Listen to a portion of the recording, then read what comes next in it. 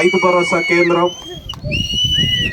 ఇళ్ల పట్టాల పంపిణీ కార్యక్రమాన్ని ఏర్పాటు చేసిన ఈ కార్యక్రమానికి ముఖ్య అతిథిగా విచ్చేసిన పెద్దలు జెడ్పీటీసీ సభ్యులు యలమందన్న గారికి, ముఖ్య అతిథులుగా విచ్చేసిన మిత్రులు ఎంపీపీ గారు సాయి శంకర్ గారికి, అలాగే ఈ కార్యక్రమానికి ముఖ్య అతిథులుగా విచ్చేసిన మన వెల్దుర్తి ఎంపీపీ శివరామన్న గారికి,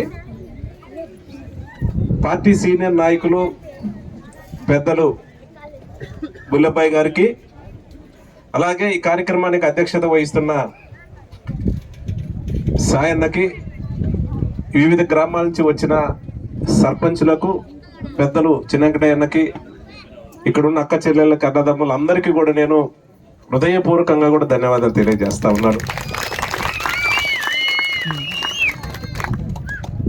ఇది నివేశిత స్థలాలు ఏదైతే పట్టాలు ఉన్నాయో ఇవి ఈ కార్యక్రమం ఎప్పుడో చేయాల్సింది.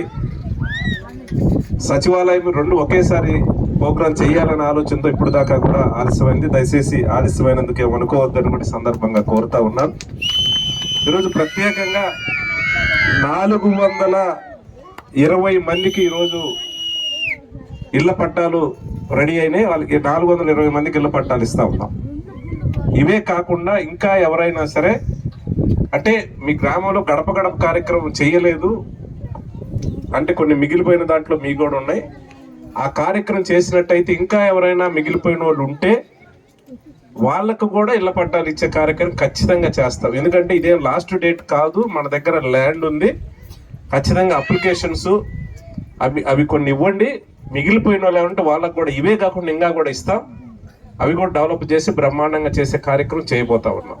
ఇవి కాకుండా గతంలో మీకు ఎవరికైతే పాత అంటే 20 సంవత్సరాల క్రితం ఎవరైతే పొలాలకు డీకే పట్టాలు ఇచ్చున్నారో దానికి సంబంధించి 459 ఎకరాల 50 సెంట్లకు సంబంధించి 323 మంది రైతులకి పూర్తిగా కూడా హక్కిస్తూ, అంటే గతంలో డీకే పట్టాలంటే అవి రిజిస్ట్రేషన్ కావు, కానీ పూర్తిగా ఈరోజు హక్కిస్తూ జగనన్న కూడా ఒక జీవో ఇవ్వటం జరిగింది. తద్వారా ఎవరైతే 423 మంది రైతులు ఉన్నారో 459 ఎకరాల 50 సెంట్లకు సంబంధించి ఇవి పూర్తిగా కూడా హక్కు ఇవ్వటం జరుగుతూ ఉంది.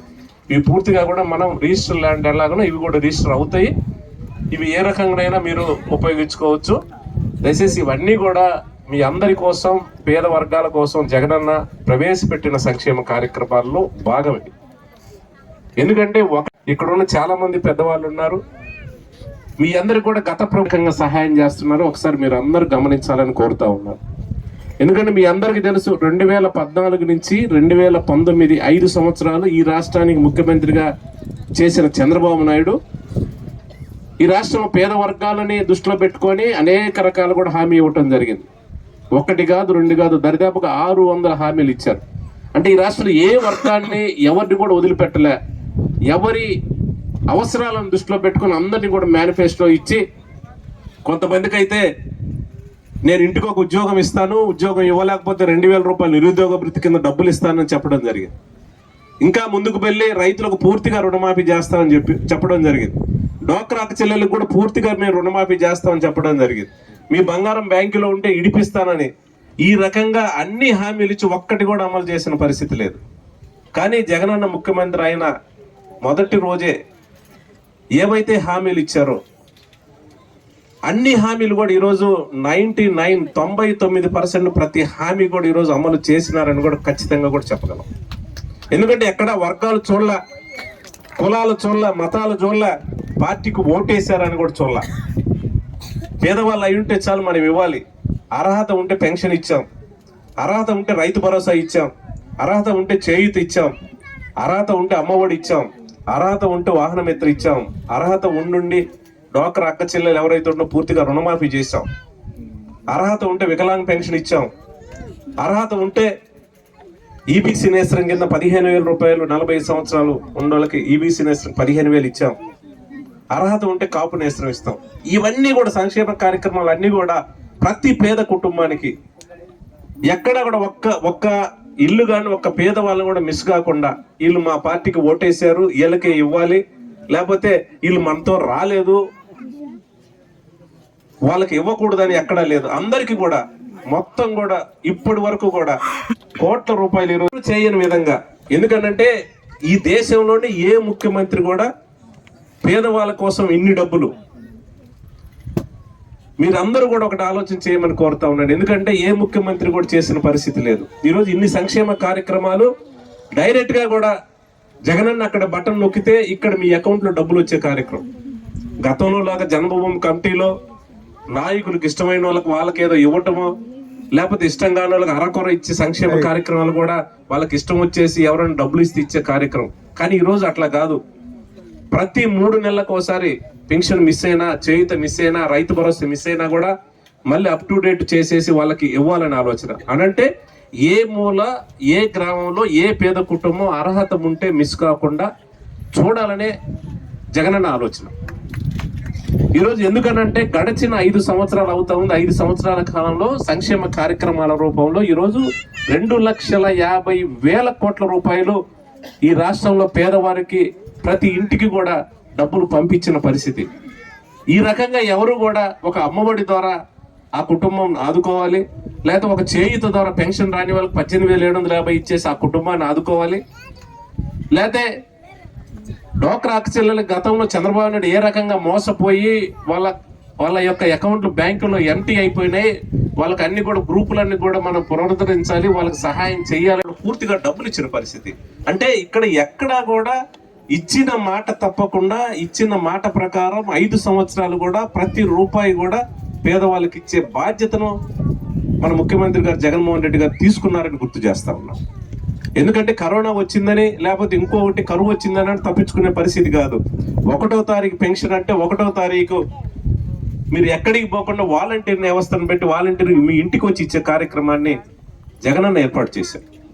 ఆ రోజు 2,000 రూపాయల పెన్షన్ ఇస్తా ఉన్నాం. 2,000 నుంచి 2,250 రూపాయలకు పెంచాం, 2,500 పెంచాం, 2,750 రూపాయలు ఇచ్చాం. ఈ రోజు 3,000 రూపాయల పెన్షన్ ఇస్తా ఉన్నాం. ఇక నుంచి కూడా 3,000 నుంచి పెంచుకుంటూ పోతమే తప్పితే అర్హత ఉండే వాళ్ళకి ఎక్కడా కూడా తగ్గించే ప్రశ్నే లేదని కూడా సందర్భంగా తెలియజేస్తా ఉన్నాడు. ఎందుకంటే జగనన్న ఒక మాట చెప్పినాడు, అక్షరాల కూడా ఆ మాట మీద నిలబడి వాళ్ళకి 1 రూపాయి అయినా సరే వాళ్ళకి చేరాలని. ఎందుకంటే ఆయన ఒకటే ఆలోచన చేస్తా ఉన్నారు. ఎలక్షన్స్ ముందు మనం అనేక హామీలు ఇస్తాం, ఇచ్చిన హామీ ద్వారా మా కుటుంబానికి లబ్ధి చేకూరుద్ది, మా కుటుంబానికి ఉపయోగపడుద్ది, మా కుటుంబంలో అవసరాలు ఉంటే తీరుతాయని ఆ పేద కుటుంబంలో ప్రతి ఒక్కరు కూడా ఎదురు చూస్తూ ఉంటారు. వాళ్ళ నమ్మకాన్ని ఒమ్ము చేయకుండా మనం ప్రతి రూపాయి ఇవ్వాలనే ఆలోచనతో ఈరోజు ఒక కుటుంబంలో 4 సంక్షేమ కార్యక్రమాలు వచ్చుంటే, ఏదైనా పెద్ద కుటుంబం ఉంటే ఆ కుటుంబంలో పెద్దవాళ్ళు ఉంటే పెన్షన్ ఇస్తాం, పెన్షన్ రాని వాళ్ళు ఏదైనా ఉంటే రాని వాళ్ళు 40 సంవత్సరాలు దాటుండి 60 సంవత్సరాల లోపు ఉన్న చేయూతిస్తాం. అదే కుటుంబంలో ఎవరైనా చదువుకున్న పిల్లలుంటే అమ్మఒడి ఇస్తాం. అదే కుటుంబంలో కాలేజీ చదువుకుంటే విద్యా దీవెన, వసతి దీవెన ద్వారా ఆదుకునే కార్యక్రమం చేస్తాం. అదే కుటుంబంలో ఏదైనా వాహనాలుంటే వాహన మిత్ర ఇస్తా ఉన్నాం. అదే కుటుంబంలో డోక్రా అక్క చెల్లెలకు సంబంధించి అప్పు ఉంటే గతంలో ఏదైతుందో వాళ్ళకి దాని ద్వారా ఆదుకునే కార్యక్రమం చేస్తా ఉన్నాం. ఈ రకంగా అన్ని రకాల కూడా కలిపి ఒక 2 నుంచి 3 లక్షల రూపాయలు 5 సంవత్సరాలు ఆ కుటుంబానికి మనం సహాయం చెయ్యాలని ఒక లక్ష్యంతో జగనన్న పనిచేశారు. ఈ రకంగా ఈ విధంగా సహాయం చేయాలని గతంలో ఏ ముఖ్యమంత్రి అయినా ఏ నాయకుడైనా చేశారని అడుగుతుంది. ఈ రాష్ట్రానికి 14 సంవత్సరాలు ముఖ్యమంత్రిగా చేశాడు చంద్రబాబు నాయుడు. ఈ 14 సంవత్సరాల్లో ఎప్పుడైనా ఒక్క రోజైనా సరే ఒక అమ్మఒడి ఇచ్చేసే పేద కుటుంబాలు ఆదుకుందాం, ఒక చేయూత ద్వారా ఒక 20,000 వాళ్ళ అకౌంట్లో ఇస్తే ఆ కుటుంబానికి ఉపయోగపడుద్ది, లేకపోతే ఈ రకమైన పెన్షన్ వాళ్ళు పెద్దవాళ్ళు రాలేరు, మనం ఒక వాలంటీర్ వ్యవస్థను ఏర్పాటు చేసి వాళ్ళ ఇంటికే 1వ తారీఖు తీసుకుపోయి ఇస్తే ఆ పెద్దవాళ్ళకి సహాయం ఉంటుందని ఒక్క నిమిషం ఒక్కటైనా సరే చంద్రబాబు నాయుడు గతంలో ఆలోచన చేశాడని అడుగుతా ఉన్నాను. ఈరోజు చూస్తూ ఉంటే చంద్రబాబు నాయుడు దేశం అంతా తిరుగుతూ ఉన్నాడు, ఉన్నని కులాలని మతాలను అడ్డం పెట్టి రెచ్చగొడతా ఉన్నాడు. ఈరోజు జగన్మోహన్ రెడ్డి గారిని ఒక్క అవకాశం ఇవ్వండి అని చెప్పి ఈ రాష్ట్రంలో ప్రజలను మోసం చేసినాడు జగన్మోహన్ రెడ్డి అని ఈరోజు చంద్రబాబు నాయుడు చెబుతా ఉన్నాడు. నేను అడుగుతా ఉన్నాను, పేదవాళ్ళకి పెన్షన్ ఇవ్వటం మోసమా? ఇచ్చిన మాట ప్రకారం అమ్మఒడి ఇవ్వటం మోసమా? రైతు భరోసా ఇవ్వటం అవటమా? చేయూత ఇవ్వటం మోసమా? అక్క చెల్లెలకు డోక్రా అక్క చెల్లెలకు డబ్బులు సహాయం చేయటం మోసమా? పేద కుటుంబాలకు సంబంధించి చదువుకున్న వాళ్ళు ఉంటే ఈ దేశ చరిత్రలోనే ఏ ముఖ్యమంత్రి చెయ్యని విధంగా 1,20,000 మందికి ఈరోజు చదువుకున్న వాళ్ళకి మీ గ్రామంలో మీ సచివాలయం చూస్తే పనిచేసే ఉద్యోగస్తులు ఎవరైతే ఉన్నారో వాళ్ళందరూ కూడా జగనన్న ముఖ్యమంత్రి అయిన తర్వాత ఉద్యోగాలు ఇచ్చిన వాళ్ళు కాదని అడుగుతా ఉన్నారు. ఎందుకంటే చాలా మంది అక్క చెల్లెళ్ళు వాళ్ళ పిల్లల్ని కూలి పనులు చేసో పొలం పనులు చేసో చదివిస్తే ఉద్యోగాల్లోకి ఇబ్బంది పడతా ఉంటే ఆనాడు కలిసినప్పుడు అడిగారు, అన్న మా పిల్లలు చదువుకున్నారు, ప్రైవేట్ ఏదన్నా ఇన్స్టిట్యూట్లో కానీ ప్రైవేటు ఫ్యాక్టరీలో ఏదన్నా ఉద్యోగాలు ఇస్తుంది, గ్యారంటీ లేదు, ఏదైనా గవర్నమెంట్కి సంబంధించి ఒక ఉద్యోగాలు కల్పించండి అన్న, మాకు భరోసా ఉంటుంది, మేము కష్టపడి చదివించిన దానికి మాకు తృప్తిగా ఉండదని చెప్తే ఆయన దశల వారీగా ఉద్యోగాలు ఇవ్వాలనే ఆలోచనతో ఈరోజు ఆయన ముఖ్యమంత్రి కాగానే గ్రామ సచివాలయాన్ని ఏర్పాటు చేసి వాళ్ళకు ఉద్యోగాలు ఈరోజు 1,30,000 మంది ఉద్యోగాలు చేస్తా ఉన్నారంటే ఈ రాష్ట్రంలో పేద కుటుంబం నుంచి వచ్చిన చదువుకున్న విద్యార్థులు ఈరోజు మీ కళ్ళ ముందే మీ గ్రామంలో ఉద్యోగం చేసి సచివాలయ ఉద్యోగస్తులు జగనన్న ఇప్పించిన ఉద్యోగాలు కాదా అని అడుగుతా ఉన్నాను. ఇలాంటి కమిట్మెంట్, ఈ రకంగా సహాయం చేయాలనే ఆలోచన ఎవరైనా సరే గతంలో ఏ నాయకుడు చేసిన పరిస్థితి లేదు. ఎందుకంటే అదే రాష్ట్రం, ఇదే అధికారులు, అదే బడ్జెట్, ఇన్ని సంక్షేమ కార్యక్రమాల ద్వారా ఈ రాష్ట్రంలో 2,50,000 కోట్ల రూపాయలు పేదవాళ్ళకి సహాయం చేస్తే ఈరోజు ఆ డబ్బులు చంద్రబాబు నాయుడు ఏం చేసినాడు అని అడుగుతా ఉన్నాడు. ఎక్కడ దాచిపెట్టాడు చంద్రబాబు నాయుడు? జగనన్న ఏమో పేదవారికి సంక్షేమ కార్యక్రమం రూపంలో ప్రతి ఇంటికి ఆయన డబ్బులు పంపిస్తే చంద్రబాబు నాయుడు మాత్రం ఆయనకు సంబంధించిన బినామీలకి, ఆయన సంబంధించిన అనుయాయకులకి, ఆయన సంబంధించిన పార్టీ వాళ్ళకి రాజధాని పేరుతోటి సింగపూర్, మలేషియా ఈ డబ్బులన్నీ తరలించిన పరిస్థితి. ఈరోజు ప్రతి రూపాయి కూడా కోలగొట్ల గ్రామానికి సంబంధించి, కోలగొట్ల యొక్క సచివాలయం పరిధిలో ఉండే గ్రామాలకు సంబంధించి ఈరోజు 10 నుంచి 12 కోట్ల రూపాయల సంక్షేమ కార్యక్రమంలో ఇచ్చినారనంటే ప్రతి రూపాయికి కూడా ఈరోజు డేటా ఉంది. ఏ కుటుంబంలో ఏ పేదవానికి పెన్షన్ ద్వారా ఎంత ఇచ్చాం, రైతు భరోసా ద్వారా ఎంత ఇచ్చాం, అమ్మఒడి ద్వారా ఎంత ఇచ్చాం, ఆరోగ్యశ్రీ ద్వారా ఎంత ఖర్చు పెట్టాం, లేకపోతే కాలేజ్ చదువుకున్న పిల్లలకి ఎంత ఇచ్చాం, లేకపోతే ఆసరా ద్వారా డాక్టర్ అక్క చెల్లెలకి ఏ కుటుంబంలో ఎంత ఇచ్చాం, ప్రతి రూపాయి కూడా ఈరోజు బ్యాంక్ అకౌంట్లతో సహా ఆధారాలు ఉంటాయి. 2,50,000 కోట్ల రూపాయలకు అన్ని ఆధారాలు ఉన్నాయి. కానీ చంద్రబాబు నాయుడు ఏం చేశాడు ఈ డబ్బులు? ఇంకొకటి అన్నాడు, సంక్షేమం ఇస్తా ఉన్నారు, ఊరికనే పేదవాళ్ళకి పప్పు బెల్లాల ఖర్చు పెడతా ఉన్నారు, డెవలప్మెంట్ లేదు, ఎక్కడా కూడా జగన్మోహన్ రెడ్డి డెవలప్ చేయట్లేదు అనేది ఒక దుష్ప్రచారం చేస్తారు. సంబంధించిన మీడియాలో వాళ్ళకి సంబంధించిన నాయకులు వాళ్ళకి మాట్లాడడానికి ఏమీ లేదు, ఏం చేసినారని అంటే ఏం కూడా చెప్పే పరిస్థితి లేదు.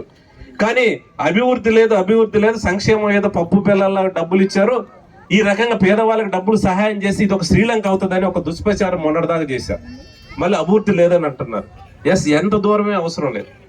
ఒక మన మాచర్ల నియోజకవర్గాన్ని చూసుకుందాం. ఈరోజు ఒక మాచర్ల నియోజకవర్గంలోనే 2,350 కోట్ల పైచిలకు గడచిన ఈ 4 సంవత్సరాల 10 నెలల కాలంలో జగనన్న మన నియోజకవర్గానికి 2,350 కోట్ల రూపాయలు మనకి డబ్బు పంపించాడు. సంక్షేమ కార్యక్రమాలు అయితేవి, డెవలప్మెంట్ అయితేవి దాని ద్వారా ఇచ్చినారని అడుగుతా ఉన్నాను. ఈరోజు కళ్ళ ముందే వాళ్ళు 14 సంవత్సరాలు ముఖ్యమంత్రిగా ఉన్నప్పుడు ఎక్కడ కూడా డెవలప్ చేయాలి, ఈ రకంగా సంక్షేమ కార్యక్రమాల ద్వారా పేదవారికి ఇవ్వాలని ఎక్కడ ఒక చేసిన పరిస్థితి లేదు. కానీ జగనన్న ముఖ్యమంత్రి అయిన తర్వాత 2 సంవత్సరాలు కరోనాతో ఇబ్బంది పడ్డ తర్వాత గడిచిన 3 సంవత్సరాల కాలంలోనే ఈ సంక్షేమ కార్యక్రమాలు చేశామని కూడా ఖచ్చితంగా చెప్పగలం. అభివృద్ధి విషయంలో కూడా ఈరోజు రేపు 29వ తారీఖున ముట్టుకూరు గ్రామానికి సంబంధించి ముట్టుకూరులో 2,50,00,000తో మనం శంకుస్థాపన చేసి మనం కట్టిన హాస్పిటల్ని ఓపెన్ చేయబోతా ఉన్నాం. ఇదే అభివృద్ధి కాదని అడుగుతా ఉన్నాను. ఇప్పుడే నాగార్జున సాగర్ లో 5,35,00,000తోటి హాస్పిటల్ బిల్డింగ్ మనం వచ్చిన తర్వాత జగనన్న ఆశీస్సుతో శంకుస్థాపన చేసాం, పూర్తి చేసాం, ఈ రోజు ఓపెనింగ్ చేసినాం. అదే హాస్పిటల్ ₹1 కోటి పేదవాళ్ళకి పరీక్షలు చేయడానికి న్యూ ఎక్విప్మెంట్ తో కూడా ఈరోజు గతంలో 4 సిబ్బంది ఉండే హాస్పిటల్ ని 30 బెడ్డెడ్ హాస్పిటల్ చేసి ఈరోజు 40 మంది సిబ్బందితోటి డాక్టర్లతోటి ఈ రోజే హాస్పిటల్ బిల్డింగ్ ఓపెన్ చేసి వాళ్ళకు ఒప్పచెప్పం. ఇది అభివృద్ధి కాదని అడుగుతా ఉన్నా. ఈరోజు మాచర్ల పట్టణానికి సంబంధించి పట్టణంలో జగనన్న వచ్చిన తర్వాత ఈరోజు 66 మంది సిబ్బంది డాక్టర్లు అయితే పనిచేస్తా ఉన్నారు. ఆ రోజు 3.5 కోట్లతో హాస్పిటల్ బిల్డింగ్ కట్టి ఆల్రెడీ డాక్టర్లకి ఒప్పచెప్పాం. ఇది అభివృద్ధి కాదని అడుగుతా ఉన్నాను. ఇవే కాదు, ఉప్పలపాడులో అక్కడ ఒక 2.5 కోట్లతో హాస్పిటల్ బిల్డింగ్ కట్టాం. అది ఇంకా కూడా ఓపెన్ చేయలేదు. ఒక వారం 10 రోజులు అది కూడా ఓపెనింగ్ చేసే కార్యక్రమం చేయబోతా ఉన్నాం. ఇవే కాదు, ఈరోజు కారంపూడి మండలానికి సంబంధించి ఆ రోజు చూస్తూ ఉంటే గాదివారిపల్లిలో అక్కడ కూడా ఇలాంటి హాస్పిటల్ ఒకటి బిల్డింగ్ కట్టాం. అది కూడా ఒక వారం 10 రోజుల్లో ఓపెన్ చేయబోతా ఉన్నాం. ఇది అభివృద్ధి కాదా అని అడుగుతా ఉన్నాను. ఇవే కాదు, ఈరోజు ఎవరు చేయని విధంగా ఈరోజు వరకపుడి చాలా గర్వంగా కూడా చెప్పగలం. 14 సంవత్సరాలు ముఖ్యమంత్రిగా ఉండి చంద్రబాబు నాయుడు ఒకసారి శంకుస్థాపన చేసి మోసం చేశాడు అధికారంలో ఉండి. తర్వాత లోకేష్ 2014 ముందు వచ్చి శంకుస్థాపన చేసి నేను చేస్తానని చెప్పి కనీసం పర్మిషన్ల కోసం కేంద్ర ప్రభుత్వాన్ని ఒక ఉత్తరం కూడా రాయని ఉన్నాడు. ఈరోజు జగనన్న ఆశీస్సులతో పూర్తిగా కూడా అనుమతులు తీసుకొచ్చాం. మిషన్ దిగుతా ఉంది. త్వరలోనే పనులు ప్రారంభించబోతా ఉన్నాం. 1600 కోట్లతోటి వరకపుడిచెల ప్రాజెక్టు 1,20,000 ఎకరాలకు సంబంధించిన ప్రాజెక్టుని పూర్తి అనుమతులు తీసుకొచ్చింది. ఇది అభివృద్ధి కాదని అడుగుతా ఉన్నాను. ఇవే కాదు, ఈరోజు నేషనల్ హైవేకి సంబంధించి నాగార్జున సాగర్ నుంచి దావుపల్లి దాకా 330 కోట్లతో నేషనల్ హైవే రోడ్లు ఇప్పుడు పూర్తి అయినాయి. పూర్తిగా కూడా రోడ్డు వేయటం జరిగింది. ఇదే అభివృద్ధి కాదని అడుగుతా ఉన్నాను. ఈరోజు మాచర్ల నుంచి దాచపల్లి దాకా ఒక 320 కోట్లతోటి రోడ్లు కూడా పూర్తి స్థాయిలో కూడా టెండర్ పిలిచారు, పనులు జరుగుతూ ఉన్నాయి. ఇది అభివృద్ధి కాదని అడుగుతా ఉన్నాను. ఏదైతే మాచర్ల రాయవరం జంక్షన్ నుండి ఈరోజు వయా దుర్గి కారంపూడి మీదుగా కూడా నెకరకల దాకా హైవే కలపడానికి సర్వే పనులు పూర్తి చేశాం. అది త్వరలోనే ఎస్టిమేట్ లేసి ఈ రోడ్డు కూడా నేషనల్ హైవే కింద రాబోతా ఉంది. ఇదే అభివృద్ధి కాదని అడుగుతా ఉన్నాను. ఎప్పుడైనా సరే మాకు ఉన్న షార్ట్ తక్కువ టైంలో జగనన్న ముఖ్యమంత్రి అయిన తర్వాత 3 సంవత్సరాల కాలంలోనే కరోనా లాంటి ఎన్ని విపత్తులు వచ్చినా కూడా ఒక పక్క ప్రతి గ్రామాన్ని బట్టి 10 నుంచి 15 నుంచి 20 కోట్ల రూపాయల సంక్షేమ కార్యక్రమంలో ఇస్తూ ప్రతి గ్రామంలో గ్రామ సచివాలయం బిల్డింగ్, ప్రతి గ్రామంలో గ్రామ హెల్త్ క్లినిక్, రైతు భరోసా కేంద్రాలు పర్మనెంట్ గా కడుతూ దానిలో ఉద్యోగాలు ఇస్తూ ఈరోజు అన్ని విధాలా కూడా సంక్షేమ కార్యక్రమం డెవలప్మెంట్ చేసే కార్యక్రమాన్ని చేస్తా ఉంటే ఇది డెవలప్మెంట్ కాదని అడుగుతా ఉన్నాను. ఈరోజు తెలుగుదేశానికి సంబంధించి ఈరోజు మాట్లాడుతూ ఉన్నారు. ఏ ఒక్క అభివృద్ధి కానీ ఏ ఒక్క సంక్షేమం కానీ వాళ్ళు ముఖ్యమంత్రిగా ఉన్న 14 సంవత్సరాల్లో చంద్రబాబు నాయుడు కానివ్వండి, అక్కడి నుంచి మన నియోజకవర్గంలో షిఫ్ట్ వారిగా ఒక్కొక్కసారి ఒక్కొక్క నాయకుడు వస్తారు. వీళ్ళందరికీ ఏ ఒక్కళ్ళు కూడా గుర్తులేని పరిస్థితి. అభివృద్ధి చేయాలి, సహాయం చేయాలని ఈరోజు 3 సంవత్సరాల కాలంలోనే ఇన్ని సంక్షేమ కార్యక్రమాలు, ఇన్ని అభివృద్ధి పనులు చేశాం. ఇవన్నీ కూడా జగనన్న ఆశీస్సులతోటి, జగనన్న పోతుబలంతో చేశాం. ఇప్పే కాదు, రాబోయే రోజుల్లో ఖచ్చితంగా ఇదే రకంగా సంక్షేమ కార్యక్రమాలు కొనసాగాలన్నా ప్రతి పేద కుటుంబానికి ఈ రకంగా పార్టీలు వర్గాలను చూడకుండా ప్రతి రూపాయి మీకు సహాయం ఇదే రకంగా అందాలన్నా, ఇదే రకంగా మన ప్రాంతం డెవలప్ కావాలన్నా నిధులు ఇదే రకంగా రావాలంటే ఖచ్చితంగా మనందరం కూడా 2024లో జగన్మోహన్ రెడ్డి గారికి మనం సపోర్ట్ చేయాలి. వచ్చే ఎలక్షన్స్ లో ఆయన అంట నడిచి మనం ఆయన్ని మంచి మెజార్టీ తోటి ముఖ్యమంత్రి సీట్లో కూర్చోబెట్టుకుంటే ఇదే రకంగా ఎక్కడ కులాలను, వర్గాలను, మతాలను చూడకుండా ఖచ్చితంగా 100కు 100% కూడా ఇచ్చిన మాట జగనన్న నిలబెట్టుకుంటాడు. ఈ రాష్ట్రంలో ముఖ్యంగా మన నియోజకవర్గంలో ప్రతి పేద కుటుంబానికి ప్రతి రూపాయి కూడా మీకు అన్ని విధాల సహాయం అందుతాదని కూడా ఈ సందర్భంగా తెలియజేస్తా ఉన్నాను. ఎందుకంటే ఇప్పుడు వస్తారు, బాబు గ్యారెంటీ ఇస్తారు. ఈ నెల రోజులు మాత్రం బ్రహ్మాండంగా ముచ్చట చెప్తారు. వర్గాలను బయటికి తీస్తారు, కులాలను బయటికి తీస్తాడు. ఏదైనా నాయకుల మధ్య చిన్న చిన్న మనస్పర్ధలు ఉంటే వాళ్ళని రెచ్చగొడతారు. ఏదో రకంగా ఈ నెల రోజులు పబ్బం గడుపుకొని 4 ఓట్లు వేసుకొని ఎట్టొకట బయటపడాలని తాపత్రయం తప్పితే నిర్దిష్టంగా మనం ఈ పని చేశాం. నేను అడుగుతా ఉన్న తెలుగుదేశం నాయకుల్ని, మీరు 14 సంవత్సరాలు ముఖ్యమంత్రి చేశారు, పేదవారి కోసం మేము ఇది చేసామని చెప్పే ధైర్యం ఉందని ఒక్కటంటే ఒకటి, ఈ సంక్షేమం చేస్తే వల్ల ఈ పేదవానికి సహాయం అందింది, లేకపోతే ఈ డెవలప్మెంట్ వల్ల ఈ ప్రాంతం డెవలప్ అయింది, లేకపోతే నిర్దిష్టంగా మేము ఇది కట్టాం, ఒక హాస్పిటల్ కట్టాం, లేకపోతే ఒక స్కూలుకు సంబంధించి నాడు నేడు ద్వారా మేము డబ్బులు ఇచ్చేసి స్కూల్ డెవలప్ చేసాం, లేకపోతే ఒక రోడ్డు వేసాం, లేకపోతే ఒక ప్రాజెక్టు తీసుకొచ్చాం, లేకపోతే ఒక సంక్షేమ కార్యక్రమం ద్వారా ఈ కుటుంబంలో తద్వారా ఇది సహాయం అందిందని ఒక్కటంటే ఒక్కటి చెప్పే ధైర్యం ఈ రాష్ట్రంలో తెలుగుదేశం ప్రభుత్వానికి, తెలుగుదేశం నాయకులకు ఉంది అని అడుగుతా ఉన్నాను. ఒక్కటంటే ఒకటి కొత్త కాదు, 14 సంవత్సరాలు మేము ముఖ్యమంత్రి చేసిన చెప్పుకునే తెలుగుదేశం పార్టీ. నేను అడుగుతా ఉన్నాను, నేను చెప్తా ఉన్నాను, నేను 4 సార్లు శాసనసభ్యులుగా మీ అందరితోటి ఎన్నికైనా నాకు అవకాశం వచ్చింది జగన్మోహన్ రెడ్డి గారు ముఖ్యమంత్రి అయిన తర్వాత నాకు అవకాశం వచ్చింది. గతంలో 2009లో నేను ఎమ్మెల్యేగా అయిన తర్వాత రాజశేఖర రెడ్డి గారు చనిపోవటం వల్ల నేను జగన్మోహన్ రెడ్డి వెంట పోవటం వల్ల ప్రతిపక్షంలో ఉండటం జరిగింది. ఆ తర్వాత 2014లో వాళ్ళు అధికారంలో ఉన్నారు.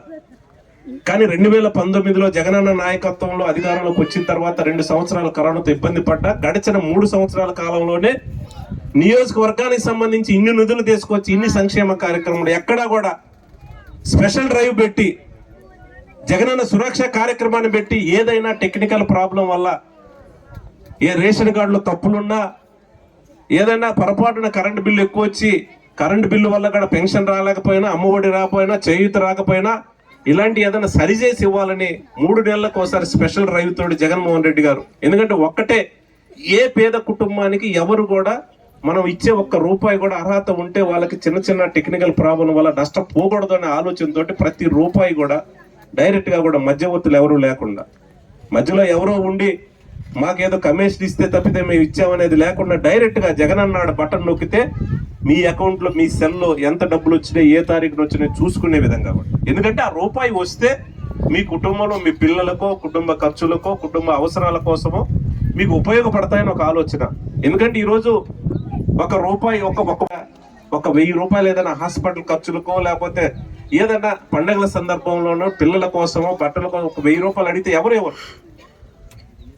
అవసరమైతే మనం మన ఇంటి పక్క వాళ్ళు మన బంధువుల దగ్గర చుట్టాల దగ్గర అప్పు తీసుకొని మన అవసరాలను తీరిన తర్వాత మళ్ళీ వాళ్ళకి ఇవ్వాల్సిన పరిస్థితి. కానీ ఇవన్నీ గుర్తుపెట్టుకొని ఏదైనా ప్రతి సంక్షేమ కార్యక్రమం ఈ రాష్ట్రంలో అక్క చెల్లెల ద్వారా పోతేనే ఆ కుటుంబానికి ఉపయోగం జరుగుతుంది, ఆ కుటుంబంలో సహాయం ఉంటది. 1 తారీఖున పలానా నెలలో చేయూత డబ్బులు ఇస్తున్నామంటే ఎస్ ఆ డేట్నే ₹18,750 బటన్ నొక్కితే మీ అకౌంట్ లో వస్తా ఉన్నాయి. పలానా డేట్ను అమ్మఒడి ఇస్తున్నామంటే డైరెక్ట్ గా కూడా మీ అకౌంట్ లో వచ్చే పరిస్థితి. పలానా డేట్న మీకు పెన్షన్ ప్రతి 1వ తారీఖు పెన్షన్ వస్తున్నదంటే డైరెక్ట్ గా కూడా ఇంటికి వచ్చేసి వాలంటీర్లు పెన్షన్ ఇచ్చే కార్యక్రమం.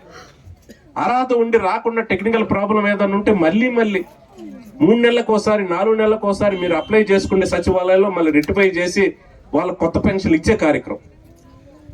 ఇవే కాకుండా ఈ రాష్ట్రంలో పేద కుటుంబాలకు సంబంధించి ఒక ఆస్తిని ఏర్పాటు చేయాలి అనే ఆలోచనతో ఈరోజు ప్రతి పేద కుటుంబానికి 1 సెంటున్నర స్థలం ఇచ్చి అది రిజిస్ట్రేషన్ చేయించి దాంట్లో ఒక చిన్న ఇల్లు కట్టించే కార్యక్రమం చేస్తే అది ఒక 5 నుంచి 6 నుంచి 7 లక్షల రూపాయలు ఒక ఆస్తి తయారవుతుంది. ఆ కుటుంబానికి ఒక భరోసా మనం ఇచ్చిన వాళ్ళు అవుతామని జగనన్న ఆలోచన.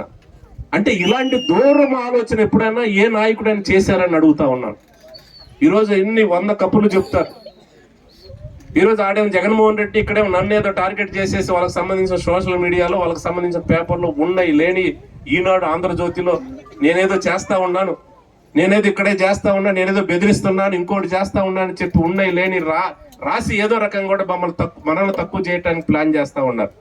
నేను అడుగుతా ఉన్నాను, ఎక్కడైనా సరే ఏ పేద కుటుంబంలో నేను చాలా విలేజ్లు కూడా గడపడ తిరిగినాం, ఎక్కడైనా పార్టీకి ఓటేశారని చూడలేదు. ఎవరైనా పెన్షన్ రాని వాళ్ళు ఉంటే ఈరోజు నిజంగానే మనకు ఓటేయలేదు మనతో లేరు అని చెప్తే పెన్షన్ కానీ చేయూత కానీ అమ్మఒడి కానీ రైతు భరోసా కానీ డ్వాక్రా చెల్లెలకు ఇచ్చే ఆసరా కానీ కాపునేస్త్రం కానీ నేను కావాలనుకుంటే నేను ఆపితే అడిగే ధైర్యం ఎవరికుందని అడుగుతా ఉన్నాను. నేను ఆపదలుచుకుంటే అడిగే ధైర్యం ఎవరికుందని అడుగుతా ఉన్నాను. ఈరోజు అలా కాదు. జగనన్న ఒక్కటే చెప్పాడు, మనకు ఓటేసినా ఏకపోయినా వాళ్ళు పేదవాళ్ళు అయి ఉంటారు, మనకు సహాయం చేయాలి కాబట్టి ప్రతి రూపాయి మనం వాళ్ళకి ఇవ్వాలనే ఆలోచనతో అదే మాట మీద పనిచేస్తా ఉన్నాం. ఇంకా ఎవరైనా సరే చిన్న టెక్నికల్ ప్రాబ్లం వల్ల రాలేదని అడిగితే ఇంకా వాళ్ళని కూడా దగ్గరికి పోయి ఇంకా ₹8,000 వస్తే చాలా అవసరాలు ఉంటాయి, ఆ కుటుంబానికి ఒక ధైర్యాన్ని ఇవ్వాలని జగన్ ఆలోచన చేస్తా ఉన్నాడు. ఆయన ఆలోచన ప్రకారం పనిచేస్తా ఉన్నాం.